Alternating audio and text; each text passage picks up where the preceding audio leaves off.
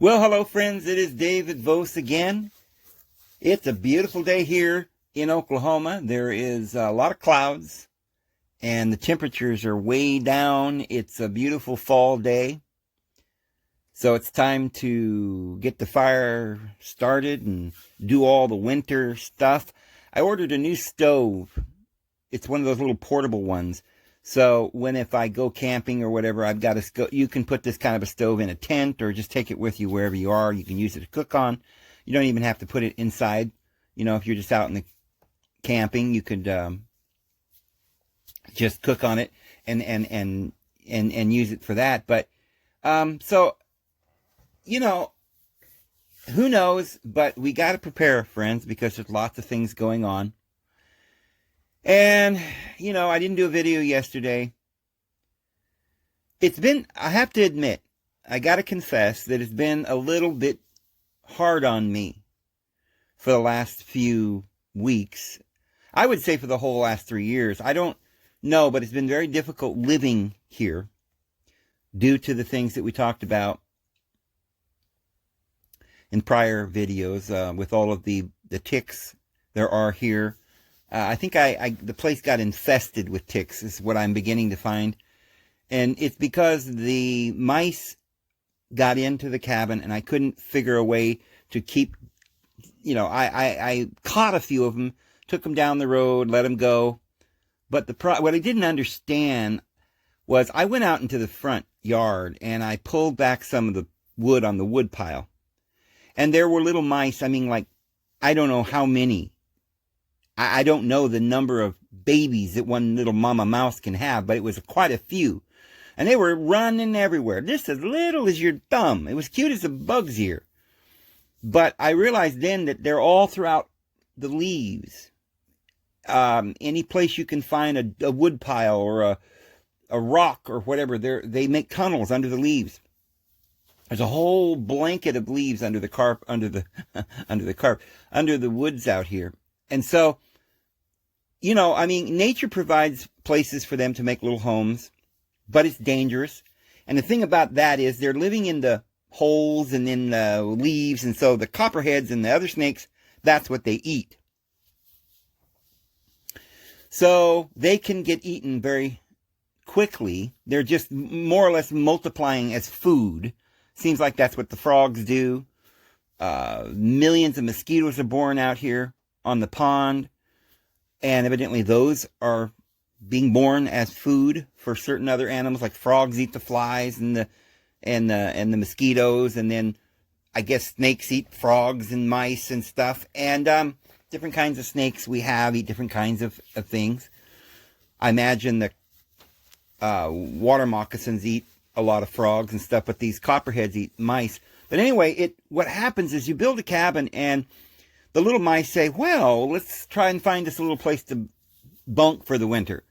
And they think, oh, look at this cabin. It's warm in there. Oh, look, we can go through the people's cupboards and find food. You got to make sure all your food is secure in a tin with a lid or, a plastic container you buy from Walmart or wherever. Everything has to be put away or else these mice will come in. And you see, they will come in just for the convenience of not getting eaten by the snakes. So they came in and moved their nest up higher into the walls and stuff, and I could hear them running around. Well, they got infected with ticks. And then I got more and more mice, and I got more and more ticks, and I suppose they fell off my dogs would go under the house to sleep in the summertime, because it's cooler under there sometimes, and they would get ticks on them. And it got to the point where the dogs were getting so many ticks that it was just infested. I couldn't even keep them out of here without getting rid of all the mice. And then the snakes started coming around because of the mice. So it was a difficult situation. And look, life is miserable pretty much everywhere you go.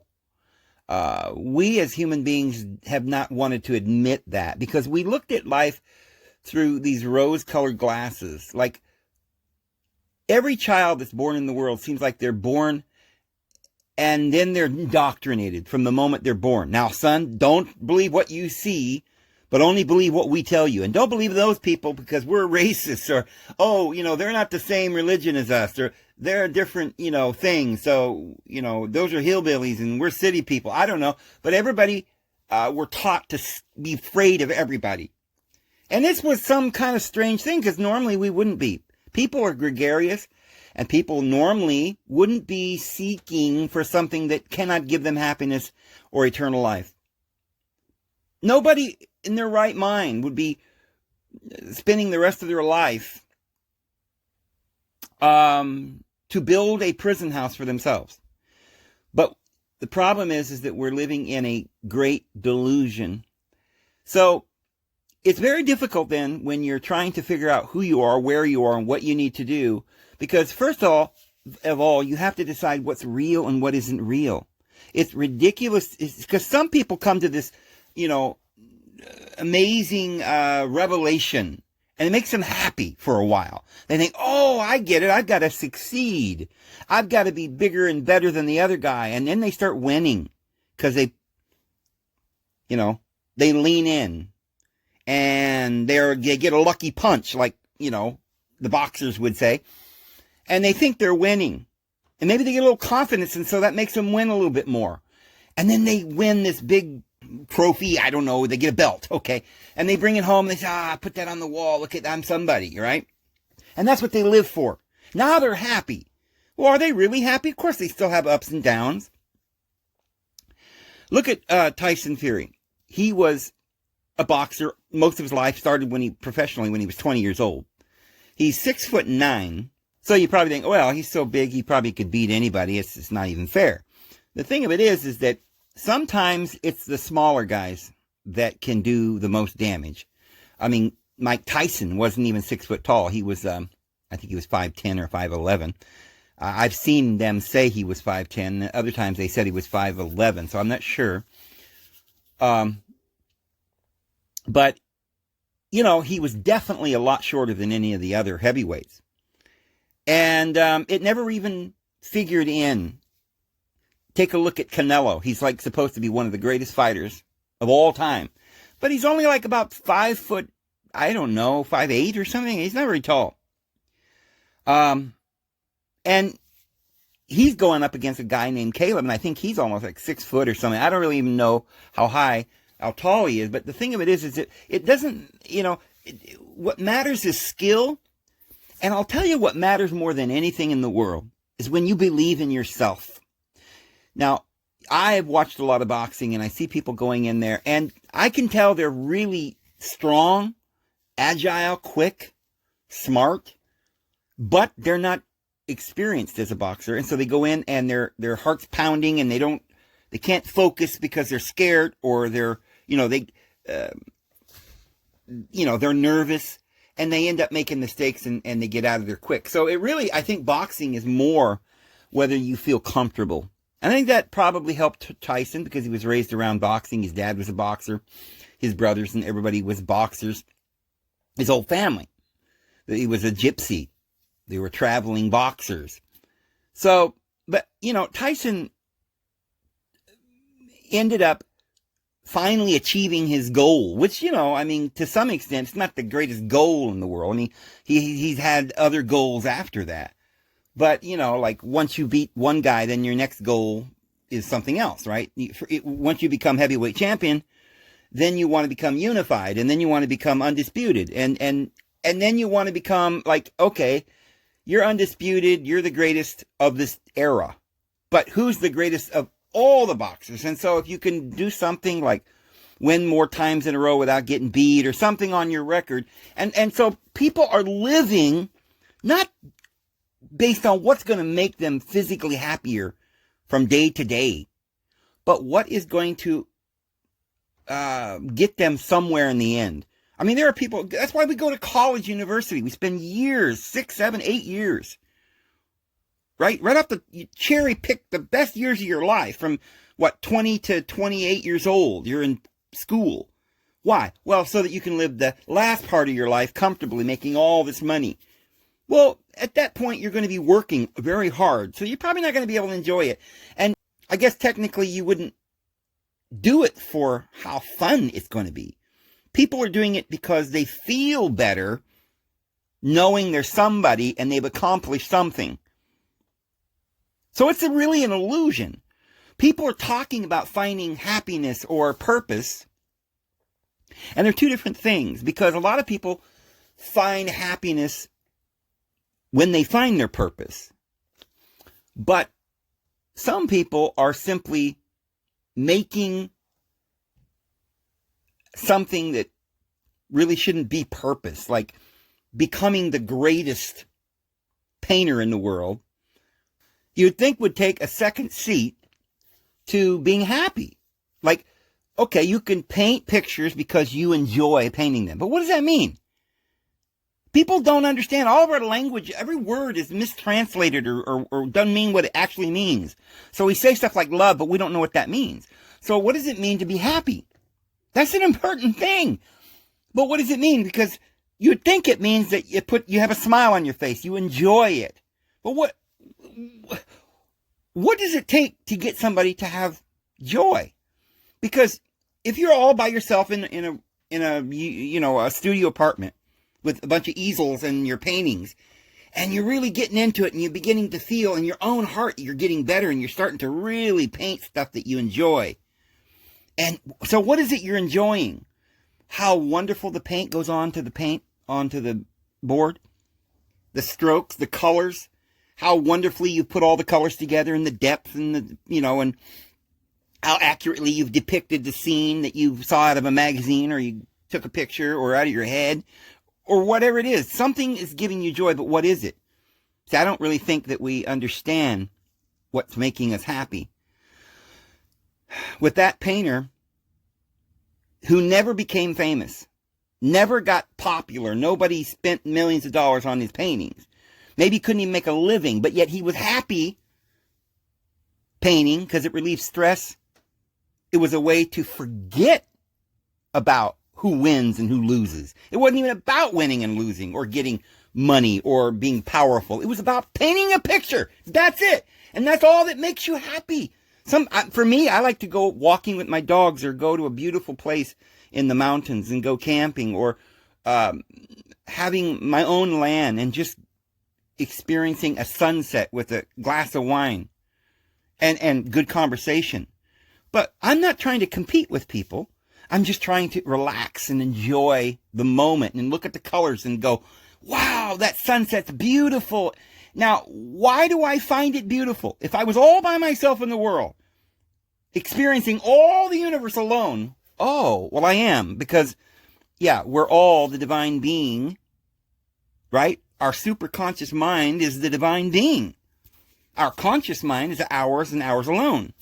And our subconscious mind is all the stuff that's going around in our subconscious circuit board. But the universe is trying to comprehend or experience itself. And that's what makes the universe, what, happy? Does the superconscious mind feel happiness? Does the divine being smile? Well, if he doesn't have a face and he doesn't have mouth and he doesn't have lips, then I guess you couldn't say he smiles. What are we talking about? What's the definitions of these words? See, because the Bible says that the divine being is love and the divine being is spirit and light. So, if the divine being is love, what is love?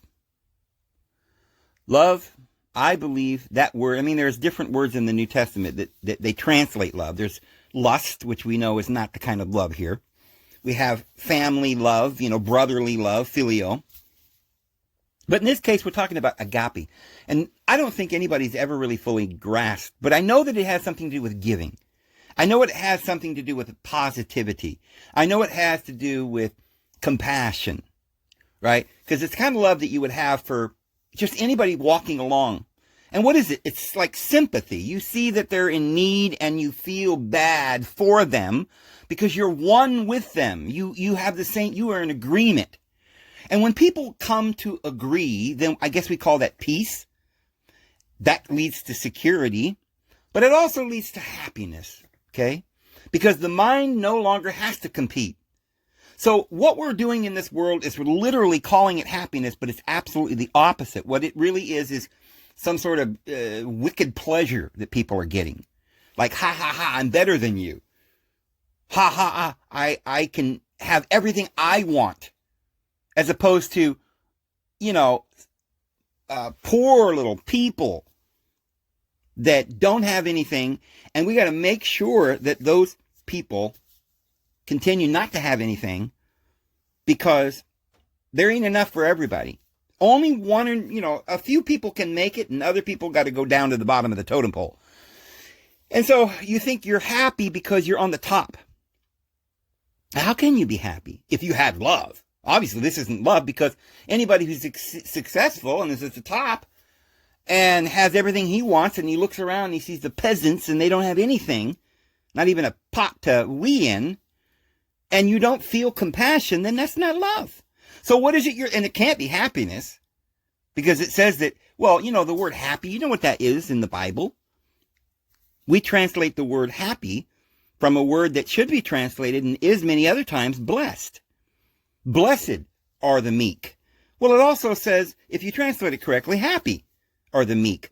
Well, there you go. The exact same point I'm trying to make, because why would the meek or the humble be happy? See, it's not the pushy, arrogant person that gets to the top of the hill that's happy, but the humble, the one who says, you know what? You go first. I want you to be happy. I want you to succeed. So when you succeed, I'm happy. You see how everything is backwards? So Tyson Fury is a boxer. He was born a boxer. His dad was everybody's a boxer in his family. And he starts his professional career when he's 20 years old. And he's, to this point, to this date, he's undefeated. And, but at some point, I guess about 3 or 4 years ago, I don't remember the date, but he finally got his chance to fight for the heavyweight title. So he's up there against Vladimir Klitschko. Now, Vladimir Klitschko is about 6'7", I believe, or 6'6". I think he's 6'6". Well, Tyson Fury is 6'9". So they were well matched, two big guys. But Tyson Fury looked overweight, and he didn't, he's never been a bodybuilder, and so people didn't really give him much of a chance. But he went in there and he boxed Klitschko, and he won. An all unanimous decision, and not even in his own country. He went to I think Ukraine or some other. He went to Klitschko's country, and so he won a unanimous decision. Well, afterwards he was so happy. Of course, he had millions of dollars now, because you don't start really making money until you become heavyweight contender. But so he had like several million. I don't know how much money he made, and he took that and went out and got a Lamborghini and fancy house and he's like, wow, I got all this money. I can just waste it on drugs. And, because he felt like, yay, you're supposed to be happy now. We got it all, right? He starts singing one of his songs, like, we are the champions, And then a few days of partying and all the booze and the drugs and the women and whatever he's doing, right? And he realized how utterly sad and depressed he was. Probably because he began to realize, look, I did what I thought was the most ultimate thing I could ever do. Become something. I am the heavyweight champion of the world. Thank you very much. And yet, I'm still waking up in this bed alone or whatever with this unsatiable desire to have something. But I'm not sure what it is. I thought it was to be somebody, to accomplish this thing which makes me better than you. But as I sit here and I began to indulge in my betterness and my victory, and I eat and I drink what I want and I do what I want, my spirit begins to tell me, wait, this isn't what life is. You've been lied to. And like, how we truthers are waking up, we're the woke. Well, anybody can wake up a little bit, depending on the situation they're in. I mean, it happens to everybody to some extent. And I don't mean the whole spiritual experience, or they found Christ or anything, but they can wake up in the sense they go, wait a minute. I've been trying to do this thing where I was the heavyweight champion, and that doesn't make me happy. And he went home, and through all of this, his wife stuck by him, was always there, and, I don't know exactly what the conversations they had or whatever, but I know she stuck by him. And he was in his Lamborghini one day, and I guess that thing goes like really fast, like, I don't know, 150 mile an hour, whatever. And he was going as fast as he could go. And he says he just didn't want to live anymore. He had been fighting this urge to just end it all for days. And he just felt like there was no point in living, because this wasn't making him happy. This is not happiness. He didn't know, he didn't know what happiness was. He didn't even know who he was. Maybe he lost his faith in God. He began to feel so bad he didn't want to live. And he said he was probably, I don't know, I think he said 500 feet from a bridge, from a stone wall, like a cement barrier. And he was just moving his arm to turn the steering wheel right into the solid bridge and end his life. And he said he heard an audible voice within his own mind, inside of himself. And I've heard that voice myself, and I know it's real. When people talk about it, you can tell when they've had that, because they always explain it the same way. It's like an audible voice. It's like when you're dreaming and people are talking to you. You hear them and you understand them, but no one else can hear it but you. It's inside your mind. And so many times the angels speak to us with this. I call it telepathic communication. Because you see, it wasn't his destiny to die that day. We're here for a reason, and many of us are going through terrible things, and sometimes these things wake us up. And that was what woke Tyson Fury up. And the angel who said, don't do this. We have more things for you to do. And in that moment, he said, he don't even remember what happened next. He just woke up, sitting along the road in his car, I guess, or something. And he went home. And I guess it hit him. He has a beautiful family, beautiful wife, his dad, everybody loves him. And now that he's heavyweight champion of the world, he realizes that that wasn't really what he was, that can't really be his goal, is to be better than anyone else. His goal wasn't, love or the divine being didn't put him on the earth so that he could beat people up. His purpose, everybody has a purpose, but it wasn't to beat people up. So what should he do? Stop fighting? No. The Lord put him in that. And whatever, like the Apostle Paul says, in whatever situation you find yourself in, make the best of it.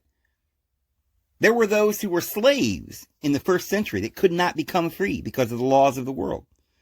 And so the Apostle Paul says, in Christ, you're not a slave. You know that. But in whatever situation you find yourself in, make the best of it. If you are with someone, you're married, don't seek a divorce. If you're not with somebody, you're single, stop seeking a wife. Because we got to stop with our conscious mind seeking things, because that's where we're getting into trouble. Because that's only after pleasure. It's like it's an insatiable lust. And you'll never appease it. But we follow after the Spirit. We follow after love. Now that takes a little bit of decision. It takes knowledge. You act upon faith. It's difficult. It's easy if you have a craving or a desire, and you just, gobble up all the candy, right? That's easy to do. But you feel sick afterwards. Well, what makes people happy really isn't that, I got all the candy, I'm the king. I'm the candy king. I ate the chocolates and I ate your chocolates and my I got it all. That didn't make you happy, it just makes you sick. But what really makes you happy is it your brother comes to you and you say, you know what? There's plenty of candy here. Have some candy. And you look at your brother and your brother says, thank you. And you realize that your brother loves you. You got a friend for life. You got his back. He's got your back. Now you're happy. Now you're happy. Now you understand what it means to be happy. It means that you have achieved what you're here to achieve, knowledge. And what is the knowledge? The knowledge of the divine being, the love, the purpose, and the fact that even though it's hard in our world, there is a way to have a perfect. We couldn't ever be happy if there wasn't a way to be happy. How could anybody ever be happy if the truth of the universe was there is no way to be happy? You're just going to pretend you're happy for a while and then find out it's all a big joke and die. See, so that can't be the answer. The answer has got to be true that there is a way to be happy, and not in some far off, la la land, but right here and right now. So we're living in the enemy's territory. We're living in a world that is manifested by our thoughts, and the people that we're around seem to be stuck on negativity. And they teach us from the time that we're born to compete, to get ahead, and to beat the other person. And, everything's all backwards. So we're learning this, but we don't wake up until later on in life when we begin to realize, wait a minute, everything we were told to lie. It seems like it's that way for everybody. But for some people, as they start to ask these questions, they're still having a hard time fully grasping, because it's going to take faith.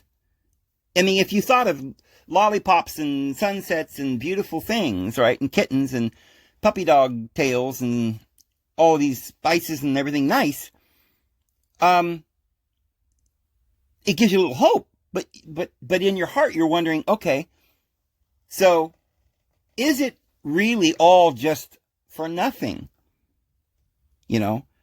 Is there a way to be happy? If you really believe there is no way, that life is futile, then how could you ever finally be happy?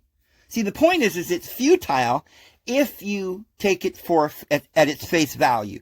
When it tells you to do things and everything it tells you is wrong, everything the government's telling you is wrong and leads to heartache, right? Everything. The doctors don't help you. They never teach you about health. They don't teach you how to stay healthy or what to eat. And as far as doctors go, it seems like that's not even important. They don't even think about that. You go to a hospital, you're there for a week to have a surgery, and they're feeding you biscuits and Jell-O and, pudding and sweet, garbage. Stuff that microwaved from McDonald's or something. They're not feeding you good food or healthy food, whole foods, or they don't talk about gut bacteria or any other thing. They never get down to explaining why there is such a thing as disease. They keep it shrouded in a mystery. Everything is designed to deceive. So the thing of it is that when people think they're succeeding and they think they're happy, they're caught up in the lie. That's where you've been deceived. You've got to finally wake up and realize this world, with all the display of one's means of life, the Bible says, is passing away, and so is its desire. But he who does the will of the Lord remains forever, and they are the ones who are blessed. Because happiness and blessings do not come from being the greatest. Because Jesus told us, he who is the least among you shall be your servant. That's how it works. So Tyson Fury went through this depression. And then he had a revelation. He's a very sincere, spiritual type of guy. He quotes the scripture. Seems like he's very sincere. And I've heard him say some things that are very wise. In fact, I want to share something with you that I heard from Tyson Fury. 2 different things that I heard in the last week. Since he just got through winning that trilogy fight with Wilder, he's been, in the news quite a bit, and there's been little documentaries on things, and he's got a lot of interesting things to say. One of the things that he said, a simple thing, is that, and this tells me that he does have a bit of wisdom. The man does have some wisdom. Because he said something very interesting. They asked him, he said, are you going to win this fight? This third fight with Wilder? Are you sure? You think you can beat him? Or was it just a fluke? You won the second time. Or something like that. I don't know the exact question they asked him. But he says, I'm going to do my best. I'm going to do my best. And that's all I can do. You can't do any better than your best. And they said, were you worried, if you lose or whatever? He says, no, I'm not worried. Because he says, I believe that nothing in this world happens by accident. My destiny, whatever it is, whatever the Lord wants me to do, I'm going to do it. And so I'm just letting the Lord do whatever he wants with my life. If I'm here right now, then there's a purpose for me to be here. He said, everybody has to realize that we just do our best. That's all we have to do. And then leave it in the Lord's hands. That's all we need to do, is do our best. Because nobody should be defined on, if they've done their best and they couldn't, achieve something, then it wasn't meant to be. And I thought that was really, really, really a powerful message. That if he lost, if that was the Lord's will, it had to have been somehow for good. Because like it says in the Bible, all things work for good for those who love the Lord. So no matter what happens, we have to know in our heart that this isn't just happening by accident. We're here to accomplish things and to learn. And perhaps, I think what he was saying is that he thinks he can win. But whether he wins or not, it's not going to be whether he's happy. Being happy is knowing the will of the Lord. Happy is not beating somebody. Happiness isn't having a medal or a belt. Happiness is knowing that you're doing what you ought to be doing, that you're helping people, that your brothers and sisters are learning. So he felt like it was a learning experience, regardless of what, he thinks that he's helping people as a role model. So he's always talking to people about mental health and sadness and depression. And we need that because the situation we're in right now, there's lots of people that are having a hard time getting through this old world. But something else was said. I was listening to an interview he did with somebody, I don't remember who. And I think it was Cassius Coogan, or I don't know how to even pronounce the guy's name that does, he interviews boxers and stuff. But he was asking him, is he still happy? Is he motivated? Does he still get depressed and stuff? And, and he was like, yeah. He says, what I have found is that I'm never really happy. And unless I'm working and I'm in the gym and I've got a routine down, he says, I'm not happy. And he goes, oh, really? So what's your routine? So he says, well, he gets up in the morning and he's got a bunch of kids. I don't remember how many. I'm like 5 or 6 or 7 kids. I don't remember. He's got quite a few young children and somebody has to take them to school. So he gets them ready for school. I'm sure his wife helps with that, does most of that. I don't know. But he ends up taking the kids to school and lets them off. And he goes from there to the gym and he works a period of while in the gym. And then he goes and he has this, he says he goes to this cafe or this little restaurant and has breakfast or lunch or something. I don't remember if he says he eats the same sandwich. He said he didn't say much about that, but I got the impression that he was kind of the type of person that he would eat at the same restaurant every day at the same time. And, he knows the people there. And so it's routine. Perhaps he eats a lot of the same food every day or whatever. He knows what he likes. He's figured out what works for him, and he just does that every day. So he says he doesn't like Sundays. That's his worst day. And he says, well, why do you not like Sundays? He says, because that's the one day he doesn't work out. He doesn't go to the gym, and he doesn't have to take the kids to school, and he doesn't have to do his routine. He says he hates that day. So he says he's even thinking about not taking any time off. Although I think what he does something else on Sunday. He takes the family somewhere. Maybe they go to church. I don't know. But he says he likes the routine. Now, I was thinking about this because this is so very, very true. And this is, I think, something that will help all of us to understand what it means to be happy and how to have faith and integrity and to get through this world. Because I know a lot of us need some, advice right now. Because there's a lot of things going on in the world. It's not so good right now. And we're looking forward to the future that doesn't seem so bright. People are really getting worried. So, it seems to me like happiness happens when we're not trying to be something that we are not, or lying to ourselves, or hurting other people. Now, you might say that some other way. Like, you wouldn't say, oh yeah, I like to hurt people, and no. But what you might actually say was, oh, I like to get ahead. I want to be the boss. I want to make a lot of money. I want to be powerful, rich. I want to have a lot of people amazed and admiring me. I want to receive many awards in front of big crowds. And if that's your goal, again, it is something. It's a pleasure, but it's fleeting, because after you get the present, you go home, you're by yourself. What gives you long-lasting comfort, what really gives you happiness, is when you haven't beaten everybody, but you have loved everybody, and now everybody's your friend. So I think that's part of it. Learning that it's not that you're the biggest, baddest, and the fastest and all. That's not, pride isn't what makes you happy. Okay? Pride is not what makes you happy.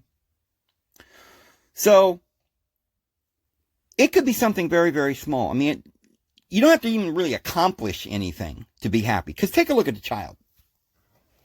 Little kids, when they're born, as soon as they're able to crawl, they're happy. Now, why would they be happy? They're invalids, right? They can't even, they're disabled. They can't walk. Their little legs are atrophied. They don't have the ability. They're not even developed, right? I mean, they got to have people carry them around, feed them. But they don't say, oh, well, I can't have everything I want. I can't do the things I want, so I'm going to be unhappy. Oh, they may throw a few tantrums. But for the most part, there's something inside that keeps pushing them. What? To be better than other people? No, just to walk. The curiosity. They just want to get to the other side of the room.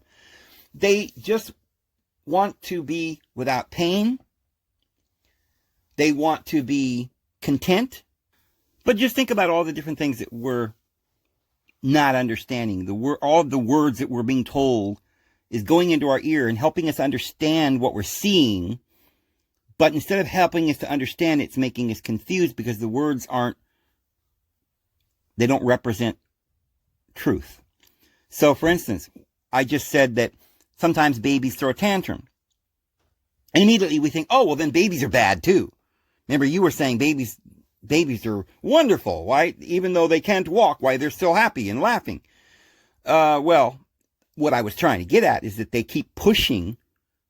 Even though they keep falling down, they keep trying to walk. And they eventually will walk, even though they fall down, but they don't give up. So the point is that happiness comes not because you can do everything like immediately. Like if you were just given that ability, like it was just a divine gift, and you could just walk from the time you're born, you were smart from the time you were born, you knew everything from the time you were born, you had everything you wanted or needed from the time you were born, then you wouldn't be happy, because the whole thing is a process.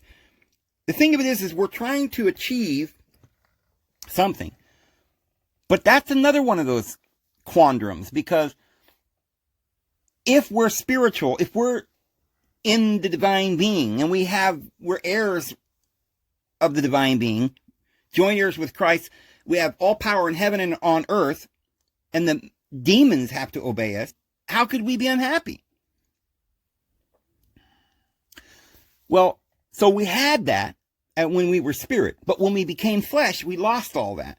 That's why the Bible says that Jesus did this before all of the others. He was firstborn among many brethren. So he came and did this. We all came and did that.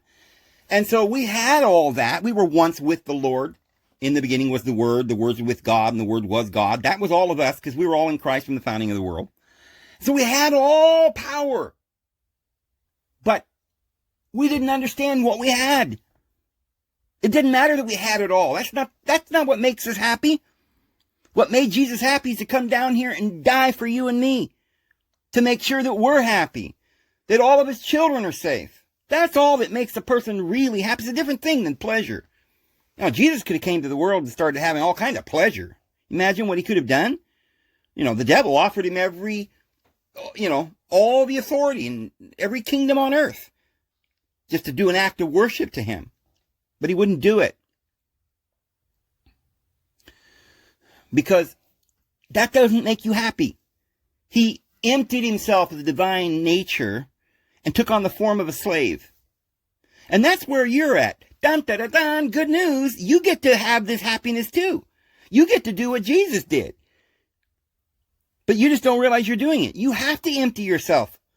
You can't have all the things that you just naturally know how to have already.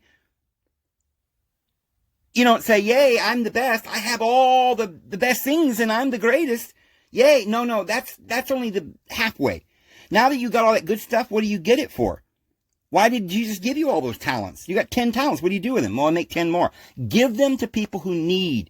You see somebody homeless? You see somebody naked? You see somebody hungry? You feed them. You give them clothes. And you teach them the good news. And you show them that you love them. You turn them around, make them understand that they're going to make it. Their well-being. I mean, that's the whole idea of a man and a woman. Chivalry. Why does if a man just wants to have a woman for his pleasure, then he could just take her. But then, see, that you run into a problem there. Because she's not going to like you. So you cannot buy love. I'm sorry. But money can't buy you love. And the Beatles were right. So, what makes you happy? When that woman loves you back. When that woman is safe. And she looks at you with a twinkle in her eye and says, I love you. Thank you. I need you. Because you see, we need other people and they need us. And the only way we can be happy isn't when we're better than other people or in our pride or in our ambition, but it's when everybody is fed and everybody is happy. So, I'm looking at Tyson Fury and I can understand why he's the type of person that he's very intelligent and he doesn't see a purpose. He hasn't figured out why we're here in any other way than this still small voice within him that says, you know what? The only way I'm happy is when I'm not trying to be the best and the greatest, but I'm trying to help other people. When I realize that I have a great family. And when I share the responsibilities and be faithful to my wife and love her and have time with my children. He's got millions. Oh, he could run off and drink. He did that. And that didn't make him happy. Now he's home with his kids and now he's happy. So what makes us happy? Finding peace. Life is not supposed to you don't have to have a coin to eat. You shouldn't have to have a coin to live. Or a mark upon thine hand, or thy... See, that's what money is. It's the beginning of the system of the beast. Whose insignia is on that coin, Jesus said. And they said, oh, it's Caesar's. Oh, then that's the image of the beast, the government. You can't buy or sell without it. And everything that's ever happened since that point to make that system bigger and more powerful is just giving it power and making it speak. At the latter days, it says they're going to be because, up to now, the system's been there. But you didn't have to. You could go off in the woods and camp, go to Alaska and live in a cabin. You didn't have to. But now they're perfecting the system, the beast, to where everybody will get down on their knees. And if you don't understand that system is slavery, and it doesn't lead to happiness. And if you join the system, that means you've got to compete and get on top. And that will make you very sad. What it actually does, aside from making you sad, the only way you can ever be happy in that situation, in that system, is when you're actively trying to hurt others or get on top or work not for people, but working against them. Because you can't be on top if somebody else is on top. So you have to find a way you can rob people. Like give them a piece of plastic for, a lot of money. But make them believe they need that plastic. Or lie to them, tell them that they need an SHOT or something. Start dealing in pharmaceuticals. Making it so that no one else can have energy unless they buy it from you because you're the only legal outlet.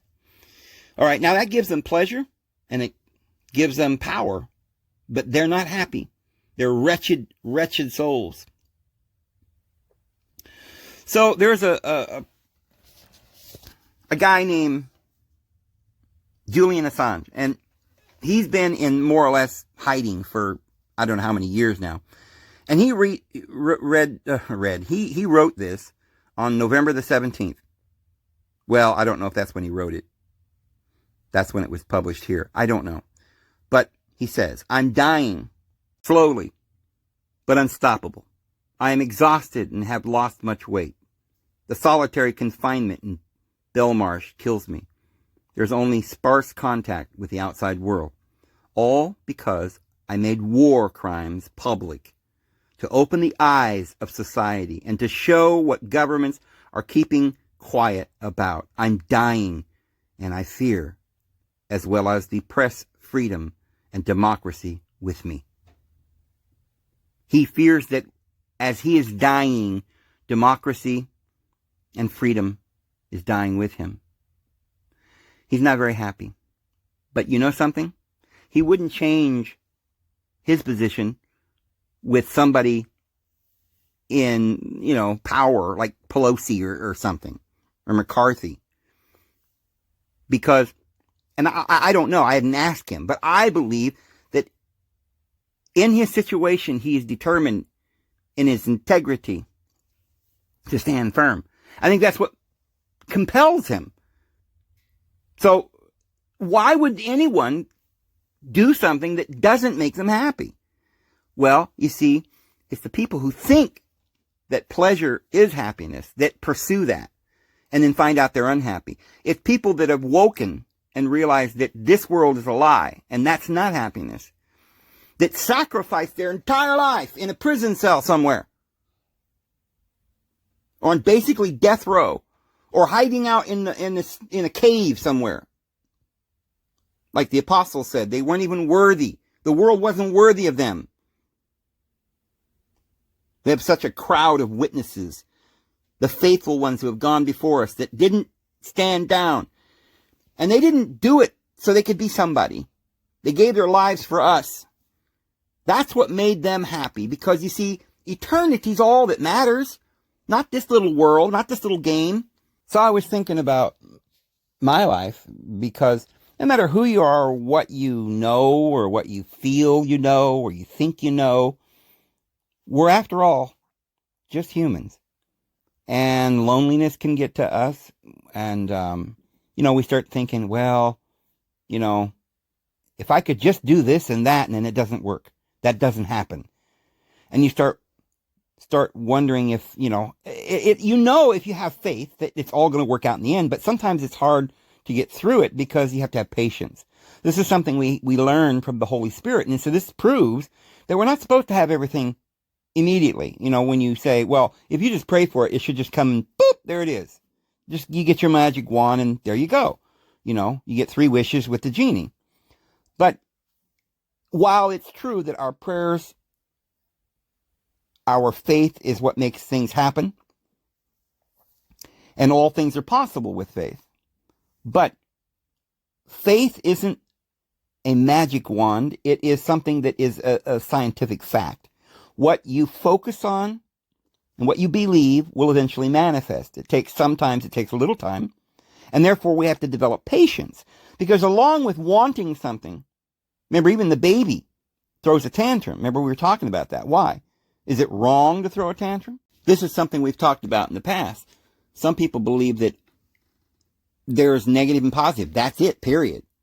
That's nothing, anger isn't always negative, right? Again, it's a word. If you're meaning, when you say anger, bad, no compassion, well, then that's bad. But the feeling of anger is something that is natural. And it ought to come when things aren't going the way they ought to happen. For instance, we see somebody hungry. That should make us angry. But it shouldn't. But yet we also have another little tool up our sleeve, and that is wisdom. Now, wisdom says, okay, I'm angry, but it wouldn't be wise to get lost in my frustrating thoughts and get defeated, because my mind and my knowledge knows that I can do this. But I also know it's going to take a little time. Therefore, I have to have patience. So then I have to endure. The anger is what motivates me. So anger is just something we all have. It's what you do with things that you have. So our instinctual nature is important, right? If you're in the woods and a bear is running after you, the adrenaline comes to save your life. You run. You're afraid. So it's not necessarily wrong to be afraid either. I've heard, again, with boxers talk about, even Mike Tyson, we all thought he was fearless. And he used to say that he was so scared when he was going into the fight. But once he got into the ring, he realized they were more scared than he was. And he wasn't afraid anymore. But you see, he said that it was the fear that motivated him. So, you see, anger when it comes isn't the problem. Fear when it comes isn't the problem. We just don't live in fear. That's the bottom of the scale where we push off from the lower frustration, from not having what we need. That's where we start, and we get motivated by not liking the situation, being frustrated with what's going on, but keeping a cool head and being motivated and planning the future. When you know what you want and you're going towards that goal, and you don't let your mind veer off in some other endeavor, but you focus on what you're doing, and you have the intention within you that you're going to accomplish it, you will accomplish it. There's no doubt about that. But it requires faith. That's why the Bible talks about faith, because you have to have some kind of belief that there's a purpose for what you're doing. If your belief is that you're going to conquer the world and kill everybody and rule the world with an iron rod, that's not going to happen. And your conscience is going to bother you, and eventually you're going to run into, somebody's got a bigger stick, and you got no friends because you were going at it from this carnal position, like the animals. It's just a dog eat dog. They got to eat too, so they eat each other, and then they're all gone. Right? It's a catch-22, right? You live and you get what you want because you take it, but then you end up having to be food for somebody else. So when we live in a different system where we take care of one another, then we all have enough. So you'll see there on the picture, there is a newspaper article. That was just, I think, something got wrote up in the paper in California, in Chico, California, where that's the nearest larger town from this place where my uncle lived. I used to go and visit there. And his name was Vos, and they lived in Cohasset. And that, if you look on the screen, is the store. And that's what it looked like when I was a kid. It hasn't changed. The gas pumps never did work. Years and years ago, my uncle got out of the World War II. I think he was stationed in the Aleutian Islands up in Alaska. He drove some kind of a truck around up there. And so they really didn't do anything because there was not much action or war action in that area. So he learned to play pinochle very well. And him and the guys, they would sit around playing pinochle all day. That's all he really did. Well, being up there in Alaska, you couldn't spend your money. So he was in there for 4 years. I guess he saved most of his money. And when he got back, he had a whole bunch of money. And so he got married, and he loved this little area there in Cohasset. And he started off just buying calves and sheep and stuff at the auction. He'd bring them home. He'd buy the scruffy and the ones that are poor and sick. And he'd bring them home, brush them, feed them a few days, get them healthy, and take them back to auction. And he did all kinds of crazy things that most people couldn't make a living at, because he had to work so hard, night and day. The man worked so hard. I mean, the only reason he made it is because he worked so hard. And he had, a lot of children to feed. Well, so the whole place where they lived, he ended up, he built several houses.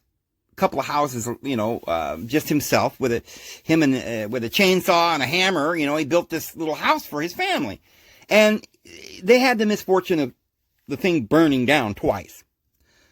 So the last time the house burnt down, I guess he decided to just buy a mobile home, like a double wide or something. They moved that in. I don't think it was new. You see, I used to love to go and visit my cousins. Aunt Darlene, she would always have breakfast. We'd go there. We could stay as long as we wanted. Nobody ever made us feel unwelcome. And they didn't have that much room, right? But it didn't matter.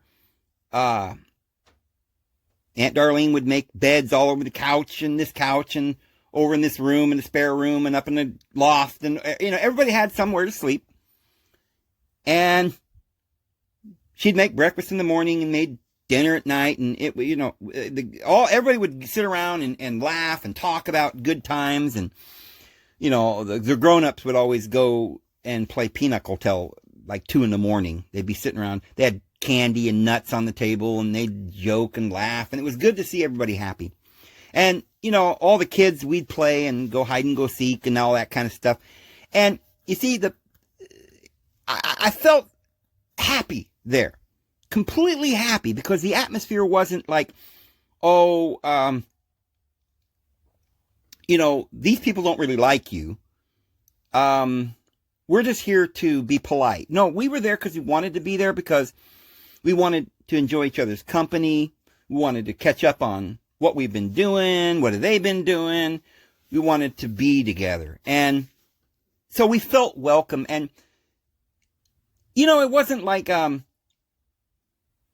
would want to go there like it was some kind of like Disney vacation or anything. It was just living. They were just out in the country. They had nothing special.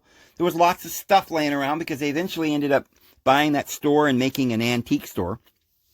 By the way, that picture just popped up because I was looking for pictures of that rock creek behind the house in Cohasset. And this is a rock creek that showed up in Missouri. So there's one of your yucky snakes that live in Missouri. But there's plenty of snakes in Cohasset too. There's rattlesnakes, big diamondbacks there.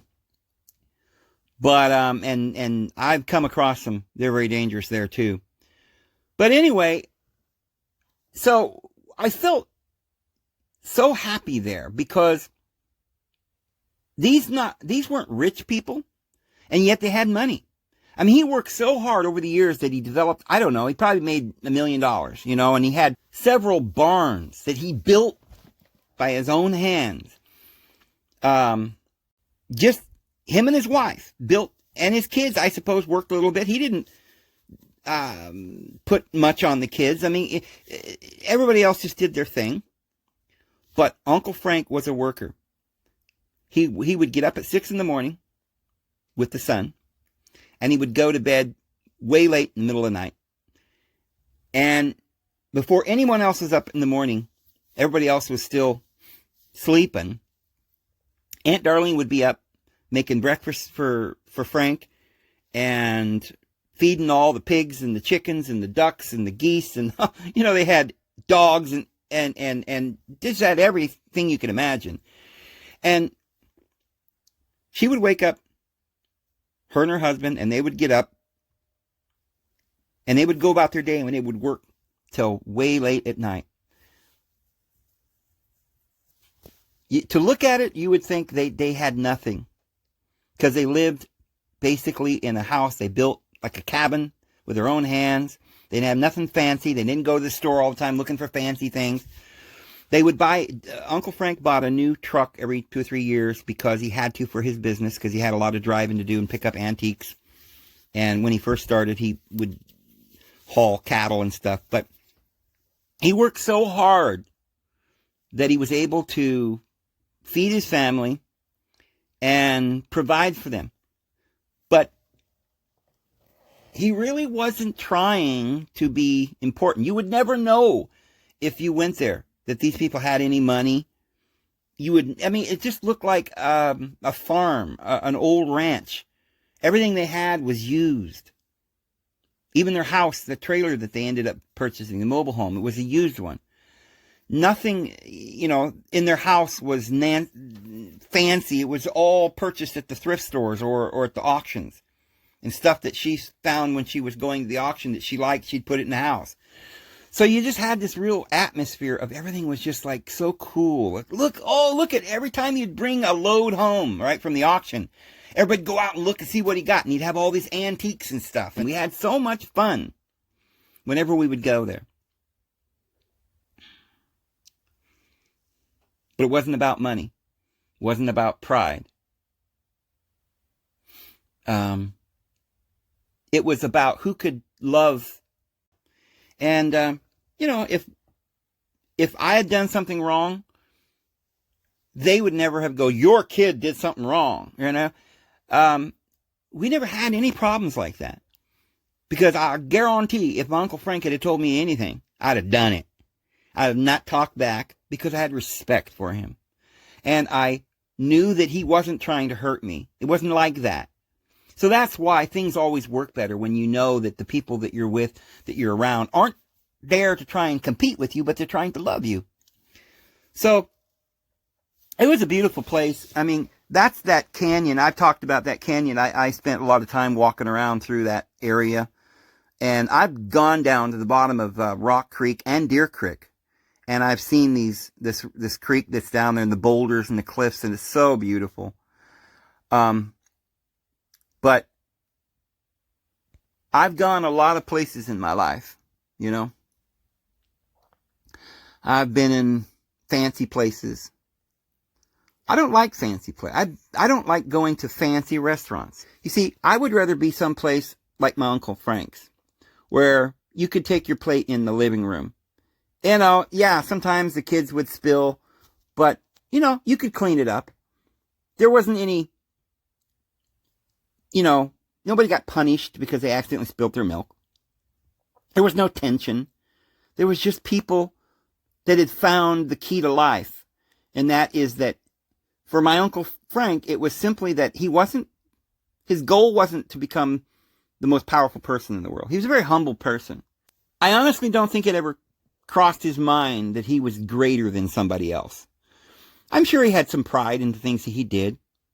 I'm sure he loved his family. I'm sure he was proud of his girls and his farm and the things that he did. But, I don't think anybody should imagine that we're not going to be proud of ourselves if we do something good. But what is that word? Again, it's just a word. Does it reach the level of sin? Because pride is not something anybody should have. We all have to be humble.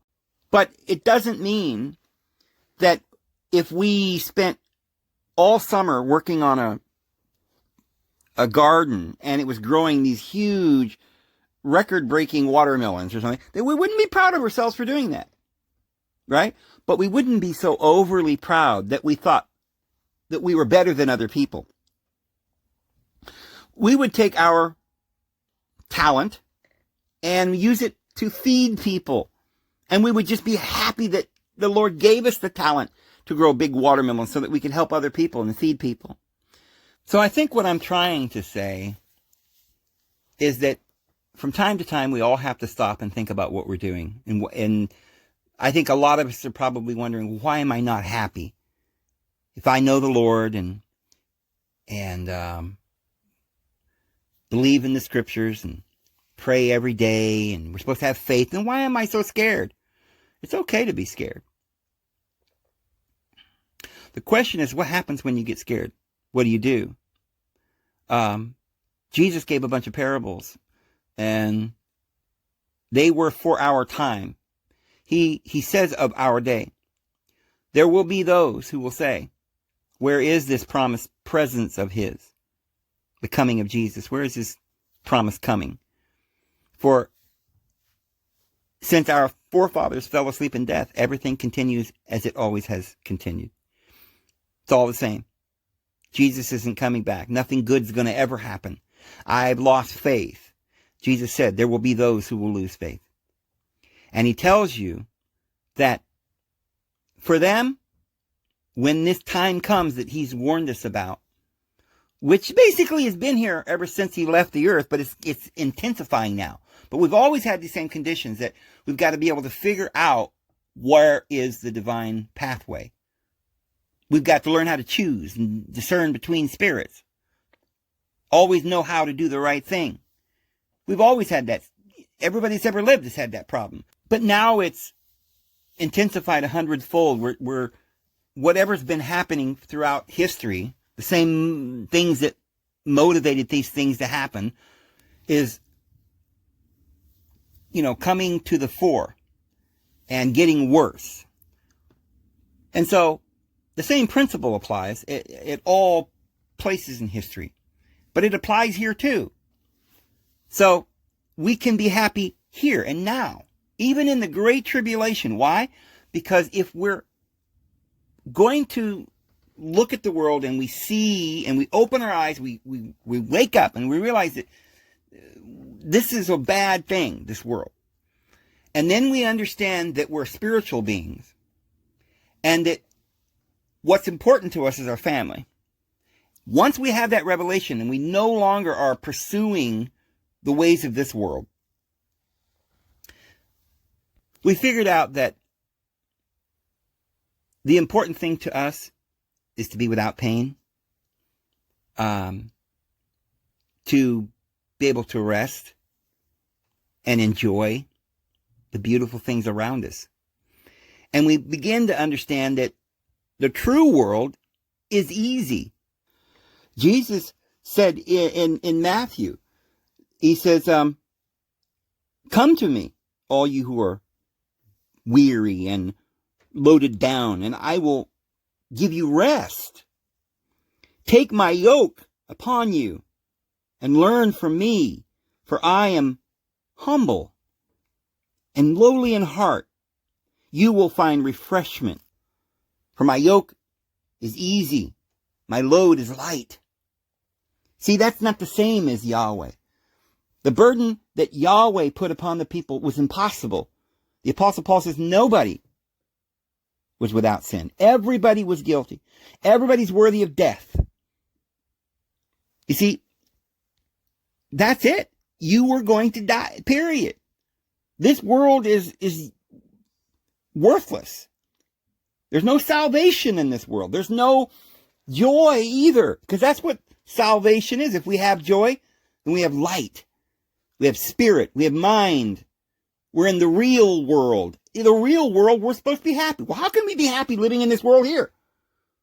Well, because you've rejected the old covenant. Basically, that means you've seen through the liar, and you know he's a deceiver. You're not going to go out and buy and sell and try to beat people into submission and beat your fellow servants. Because if you do that, then he will come in an hour in which you know not. And there shall be the weeping and the gnashing of your teeth. It'll be a miserable realization that you've made a mistake, that you've lived for a futile illusion. You've stored up treasures on earth where moth and dust consumes.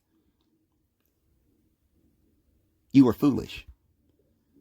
But you see, you can never do it if you're blind, if you don't see the truth. This is why we have to have eyes that can see, not these physical eyes. They don't see anything spiritual. They don't see truth. They're looking at lies. Everything around you is a lie. The devil's a liar, and everything he says in the government and everything that's in this world and the showy display of one's means of life and everything that your lustful carnal nature is telling you doesn't lead to happiness, doesn't lead to peace, but makes you wretched. And the Apostle Paul says, who will deliver me from this body of death? Thanks be to Jesus Christ, my Lord. Because it's that other nature. The outer man is dying from day to day, but the inner man is being renewed day after day within us. We're just babes in Christ, but that living Christ within you, the hope of glory, you have to do everything in that person's name, not in Yahweh's name. Everything that Yahweh did was just a curse. Buying and selling everything and slavery. Get out of that. You can't have anything to do with this world. Jesus said, my kingdom is no part of this world. It was Yahweh that condemned Jesus. And Jesus said, look, this is no part of my world. And his laws that condemn me, the world condemns me, that's fine, because I'm no part of this world. He said, but fear not. Yeah, we're going to have a little fear. Jesus sweat blood and prayed earnestly before he went to the cross. But that little fear, or, the knowledge that it was going to be painful, didn't stop him because he knew the truth. Who would go against the truth if they knew it? If you know the truth, you don't go against it. You know that there's water down this path. And if you don't get the water, you're going to die. So you're happy to go down that path, even if it's a narrow path. Because happiness means you get to live and be with your family and have the cool water, drink, and be refreshed. You get to the Christ, the inner powerful man within. That's what we're focused on, love and grace and truth and righteousness. But this other stuff makes us unhappy. So even in the world today, even though, this world is passing away, all right? So your body, your physical body is going to pass away. Get used to it. This is everybody that's ever lived is died. Nobody's going to get out of this world without dying. Except for the people that are on the earth in the last part of the days, where the Apostle Paul says, we're changed.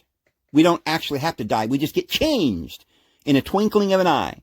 And those are the ones who endure unto the end, because we're not appointed unto the wrath. Those are the ones that he says, I promise you not one hair of your head will be harmed. Because why? Because we settled it in our hearts. And we didn't rehearse it beforehand. We understood this was the Lord's doing. We didn't beat our heads against a wall trying to get happiness from a turnip. This world. Can't get happiness from this world. So we took up our cross and we followed him. And so what's going to give the saints happiness? Oh, well, we're the saints. We can pray that mountain be moved. And so therefore, all of us saints are going to just say, hey, be gone, Satan, and everything's going to be fine. Well, the problem is if we did that, then our brothers and sisters wouldn't have to go through the classroom like we had to go through it. We know that, like, a baby when he's born can't walk. We don't want him to fall down, but we don't say, hey, don't even try to walk, because that's dangerous. We understand the child's going to have knowledge before he becomes like God. We understand he's going to have to learn patience by trial and error. We're not going to sugarcoat it. We're not going to say, hey, kid, there's never going to be a problem in the world. What we're going to say is, hey, kid, keep yourself on the right path, and you're going to succeed, and you're going to be happy, and you're going to have eternal life. But you have to be wise. You have to have knowledge. You have to have faith. We don't just blindly go off into our, like some people say, sow their oats and just throw their cares into the wind and see what happens. So while there's a lot of people in the world that are wondering, how am I going to be happy? We're all going to die. It's a great tribulation. I can't deal with this. And, I'm all alone out here in the middle of nowhere. Okay, wait a minute. So you're saying that the Lord just forced you in the middle of nowhere by yourself, homeless or, starving or whatever, and he's not going to give you the way out? Maybe you just are dwelling too much on this world. Maybe what you really want is enough money so you can have everything you want. You don't want to have any hard times. You don't want any difficult times. And so, when you see the difficult times, you say, well, I'm unhappy then. No, you just don't have any pleasure. That's where you learn endurance. So the saints are going to be happy because why? Because we know that we're going to go to heaven, be with our families. We're going to have eternal life. This old world's about over, and we're grateful for that. We're not unhappy. Yes, we know that it'll be hard, but we understand that positive mindset it's not like, oh, I have the Holy Spirit and I have faith, so nothing bad will ever happen to me. When something bad happens to us, we know we have patience. We just wait a little while and the Lord will provide a way out. And then that makes us happy. And it happens over and over again. And it's demonstrated to us the love of our Father in heaven. And as our faith grows, our knowledge grows, and our virtue, and we already know that our salvation is certain because the Lord cannot lie, and He has promised us eternal life. So anyway, I'm going to go ahead and go, guys. Well over an hour. Hope you guys have a great evening. We'll see you tomorrow. Have a good one.